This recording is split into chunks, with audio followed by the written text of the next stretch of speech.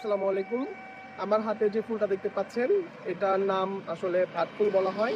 আর কিছু, কিছু এলাকায় এটাকে ঘেটু ফুলও বলা হয়, আবার কেউ, কেউ বনজিও বলেন।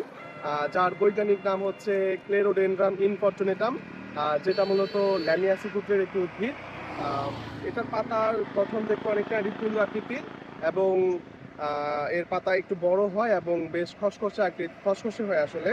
এর পাতার স্বাদ হয় আসলে আ তিক্ত স্বাদের আসলে বা তিতা স্বাদের এবং এর ফুলের স্বাদটাও অনেকটা তিতা স্বাদেরই। তবে পাতার থেকে ফুলের স্বাদটা একটু কম তিতা হয় এবং এই তিতা হওয়ার কারণে এর বেশ ঔষধি গুণাবলী রয়েছে। যেমন শিশুদের পেটের কৃমি দূর করতে এটা বেশ ভালো কাজ করে থাকে। এছাড়াও এটা প্রাকৃতিকভাবে অ্যান্টিপাইরেটিক হিসেবে কাজ করে, যেটা আসলে জ্বর কমাতে সাহায্য করে, শারীরিক বিভিন্ন ব্যথা কমাতে সাহায্য করে। এছাড়াও হচ্ছে এটা বিভিন্ন পোকামাকড়ের কামড় দিলে সেটা জ্বালাপোড়া এবং ব্যথা কমাতে এর রস বেশ কার্যকরী।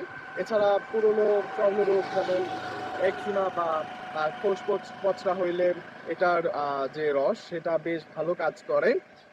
এছাড়া এটার বেশ উপকার থাকলেও এটা ব্যবহারে বেশ সতর্কতা অবলম্বন করতে হয়। যেমন এটার স্বাদ যেহেতু অতিরিক্ত তিতা, এজন্য এটা বেশি খেয়ে ফেললে বমি, বমি ভাব হতে পারে। এজন্য অনেকে পাতার থেকে ফুলও খেতে পারে। এটা যেহেতু একটু কম তিতা। এছাড়াও এটা অতিরিক্ত সেবনের ফলে লিভার বা কিডনির সমস্যা হতে পারে। তো যেকোনো ভেষজ উদ্ভিদ সেবনের আগে আশা করি মানে বিশেষজ্ঞের পরামর্শ নেওয়া আসলে বেশি জরুরি।